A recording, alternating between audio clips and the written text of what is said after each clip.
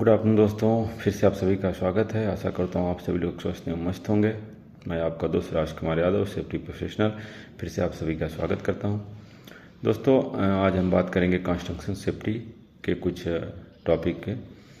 वह हैं good practices that should be adopted at construction safety.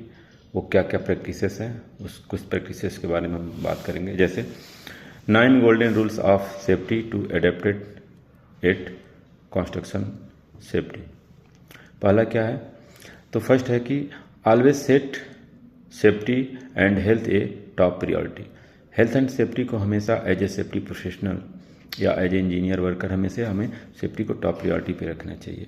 क्योंकि अगर आपका प्रोजेक्ट सेफली ड्राइव हो रहा है तो इससे बेटर और कुछ नहीं है। मार्जिन तो अपने आप आ जाएगी। अगर प्रोजेक्ट आपका सेफली ड्राइव हो रहा है, कोई भी इंसिडेंट, कोई भी फैटलिटी, इस तरह की कोई केसेस नहीं आ रही हैं, तो मार्जिन अपने आप आता है। क्योंकि आप किसी भी उस पॉलिसी में देखिए तो वहाँ लिखा होता है कि दुर्घटनाएं हमारी अर्थव्यवस्था को कमज़ोर करती हैं। तो दुर्घटना अर्थव्यवस्था को ही नहीं, देश को, समाज को, सबको कमज़ोर करती हैं। इसलिए हमें सेफ्टी को हमेशा टॉप प्रायोरिटी पे रखना चाहिए। Top priority in the sense कि केवल सेफ्टी के साथ साथ काम भी जरूरी है, कंपनी को प्रॉफिट भी चाहिए। बट अगर सेफ्टी को आप एक बार कंसीडर कर लिए, जो जो चीज़ें हैं वो उसको आप साथ लेके चल रहे हैं, तो श्योर है कि आप प्रॉफिट में ही रहेंगे। तो safety to be a top priority, safety को हमें फर्स्ट इंपॉर्टेंट देना चाहिए, उसके बाद काम शुरू करना चाहिए। क्योंकि कुछ टाइम ही लगते हैं सेफ्टी को सिक्योर करने में, फिर आप आराम से काम कीजिए, कोई डिस्टर्बेंस नहीं होगा। दूसरा, लीड बाय एग्जाम्पल। कभी भी हम जो भी लेसन लर्न होता है, एक्सीडेंट होते हैं या कोई भी नियर मिस होता है, वो हमेशा कुछ ना कुछ हमें सिखाता है। तो हमें कभी भी सेफ्टी को लीड करना बाय एग्जाम्पल देके कि वहाँ इस तरह का हुआ तो ऐसे हुआ, तो मतलब हमें अच्छी चीज़ों को सीखना है और हमेशा जो प्रिवेंटिव मेजर्स को अडॉप्ट करने चाहिए। Good reporting system. दोस्तों, रिपोर्टिंग सिस्टम अच्छी होनी चाहिए, तभी सेफ्टी जो है मिस हैपनिंग से हम जो ऑब्जर्वेशन आते हैं या जो फर्स्ट एड केस है, नियर मिस है या एक्सीडेंट है, ये सब चीज़ों को हम बच सकते हैं।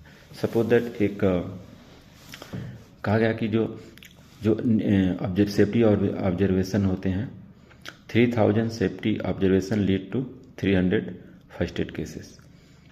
300 first aid cases lead to 30 major injury और 30 major injury lead to 1 fatality. तो हम ना अगर ऑब्जर्वेशन को ही, अगर हमारा रिपोर्टिंग सिस्टम अच्छा रहा, नियर मिस हुआ उसको रिपोर्ट किए, सारी टीम को अवेयरनेस किए उसके बारे में। क्योंकि नियर मिस है कि something happen but no loss, personal या प्रॉपर्टी या फिजिकल इंजरी, कुछ तो हुआ लेकिन नुकसान नहीं हुआ। तो इससे हमें सबक मिल गया कि हमें क्या करना चाहिए। सपोज दैट अगर आप बिना हेलमेट के आप साइड पे गए और जैसे ही आपने हेलमेट पहन के आप साइड पे गए और जैसे एक जगह पे आपने हेलमेट उतार के और थोड़ा सा सर को खुजलाया, थोड़ा सा इधर उधर हुए, आपके थोड़ा सा अगले स्टेप के बाद ही कोई चीज़ वहाँ पे गिर गई। आप सोचिए यार, अच्छा हुआ उस समय पे हम हेलमेट नहीं उतारे, नहीं हमारा सर फट जाता। तो ये आपके लिए एक सबक है।